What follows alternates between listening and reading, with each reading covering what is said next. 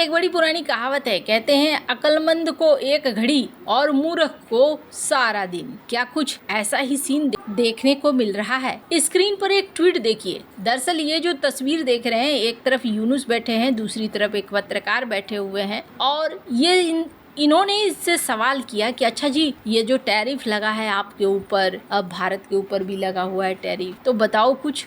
तो इस पर यूनुस ने कहा था कि देखना, बहुत जल्द ना भारत से कंपनियां भाग भाग कर आएंगी और हमारे देश के अंदर लगाएंगी अपने कारखाने। यूनुस ने ये बातें कह तो दी, लेकिन शायद इन्होंने ये नहीं समझा कि भारत एक अलग रणनीति पर चलता है और भारत हर चीज का काट तैयार करता है। अब इसका एक बड़ा उदाहरण है, पीयूष गोयल कतर पहुंचे हैं और कतर में इन्होंने एक बड़ा ऐलान किया है जो कई सारे देशों के लिए एक बहुत बड़ा उदाहरण है। भारत को एक बड़ी जीत मिली है, जानेंगे कतर में ऐसा क्या हुआ है। वहीं दूसरी तरफ कतर को लेकर अमेरिका में भी एक बवाल मचा है। हमेशा की तरह बहुत सारी चीजें जियोपॉलिटिक्स में चल रही है, जानने को मिलेगा बहुत कुछ। आइए जानते हैं इन खबरों को विस्तार से। ये जो देश देख रहे हैं कतर, आजकल ना न्यूज में ये देश बहुत ज्यादा है। पहली बार न्यूज में ये हड़कंप मच गया था जब कतर पर इजराइल के हमले हुए थे। हालांकि उसके बाद देखने को मिल रहा है कि कतर के साथ डोनाल्ड ट्रंप रिश्तों को ठीक रखना चाहते हैं अमेरिका के। इसके पीछे कई कारण हैं और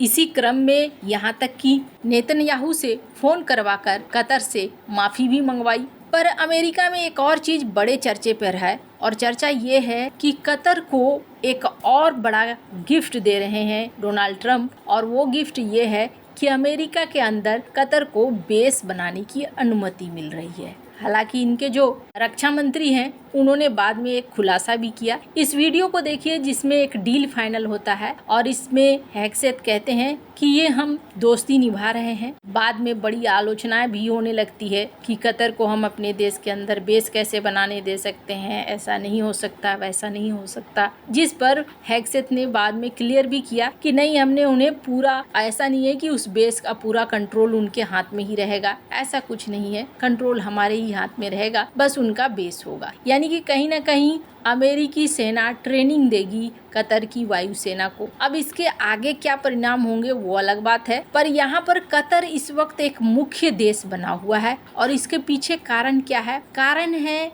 एनर्जी के सेक्टर में इनका बोलबाला। इनके पास एलएनजी और तेल का जो भंडार है, ये दोनों चीजें दुनिया को आकर्षित करती हैं और अमेरिका के लिए ये देश इसलिए भी खास है क्योंकि अमेरिका का सबसे बड़ा बेस कतर के अंदर है। खैर, ये तो रही अमेरिका की बात। भारत, जैसे जैसे भारत के ऊपर दबाव बढ़ रहा है वैसे ही अमेरिका की काट भी भारत ढूंढ रहा है और काट ढूंढने में भारत काफी हद तक सफल भी हो रहा है। अभी देखने को मिल रहा है कि भारत के ऊपर बहुत ज्यादा असर कुछ महीनों में जो डोनाल्ड ट्रंप ने टैरिफ लगाए हैं 50%, उसका बहुत ज्यादा असर नहीं देखने को मिला है। आगे लंबे समय में भारत चाहता है कि कोई असर हो उससे पहले ही हम चीजों को सुधार लें, संभाल लें। और इसी क्रम में देखने को मिल रहा है कि अभी दिन रात पीयूष गोयल ट्रेड एग्रीमेंट्स को लेकर चर्चा कर रहे हैं और इसी क्रम में पीयूष गोयल कतर भी पहुंचे थे। कतर में जहां एक तरफ ये फाइनल किया गया कि दोनों देश अगले साल के मिड तक एक फ्री ट्रेड एग्रीमेंट साइन कर लेंगे और फिर जो व्यापार होगा ये व्यापार डबल हो जाएगा। अगर अभी बात करें तो अभी भारत बेचता कम है और खरीदता ज्यादा है। जाहिर सी बात है, एनर्जी का केस जहां पर भी आता है भारत के साथ यही सीन बनता है कि भारत एनर्जी खरीदता ज्यादा है। चूंकि 80% तेल या गैस हो गया ये भारत खरीदता ही है, भारत के पास अपना साधन नहीं है। तो ऐसे में ऑटोमेटिक तौर पर व्यापार घाटा शुरू हो जाता है और यही व्यापार घाटा यहाँ देखने को भी मिल रहा है। भारत यूएई की तरह कतर के साथ भी फ्री ट्रेड एग्रीमेंट साइन करना चाहता है और 2030 तक व्यापार को डबल कर लेना चाहता है। माना जा रहा है कि इस क्रम में बातचीत आगे भी बढ़ चुकी है। वहीं दूसरी तरफ कतर ने इस बात को लेकर हामी भरी है कि हाँ जी, हम आपके यहाँ $10 बिलियन का निवेश करेंगे, जो अपने आप में ये बता रहा है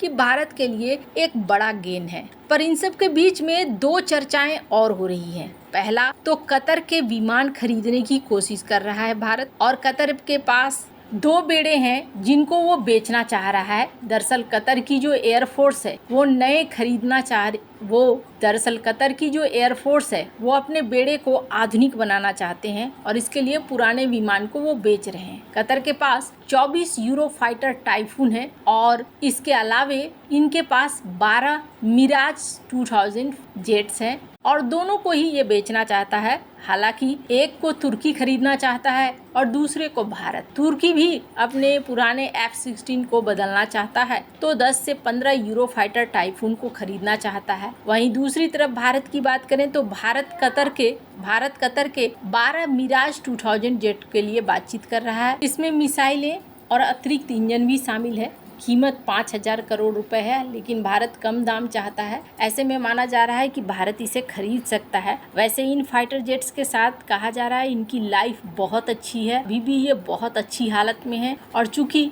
भारत इस्तेमाल करता है मिराज विमानों का, ऐसे में भारत इसका उपयोग अपने लिए कर सकता है। पर इन सब में सबसे बड़ा झटका दुनिया को दिया है भारत ने, खास तौर पर अमेरिका को, जो कि डिजिटल दुनिया में अपने आप को बादशाह समझता है। लेकिन भारत धीरे धीरे अपनी ताकत को फैला रहा है और इसमें से एक ताकत है भारत का यूपीआई। पहली बार जब पायलट प्रोजेक्ट भारत ने यूपीआई का फ्रांस में लॉन्च किया था, जब फ्रांस में G20 की बैठक हो रही थी, उस समय भारत ने एफएल टावर के पास लगाया था जहां पर्यटक पेमेंट कर सकते थे यूपीआई के जरिए और इसके लिए भारत की NPCI और फ्रांस के लायरा ग्रुप ने कॉन्ट्रैक्ट साइन करा था। फ्रांस ने देखा कि भारतीय पर्यटक अब 20% ज्यादा खर्च करने लगे, जिसकी वजह से फ्रांस ने कई और जगह पर भी यूपीआई को फैलाना शुरू कर दिया। भारत ने अब कतर के लुलु मॉल, इसके अलावे एयरपोर्ट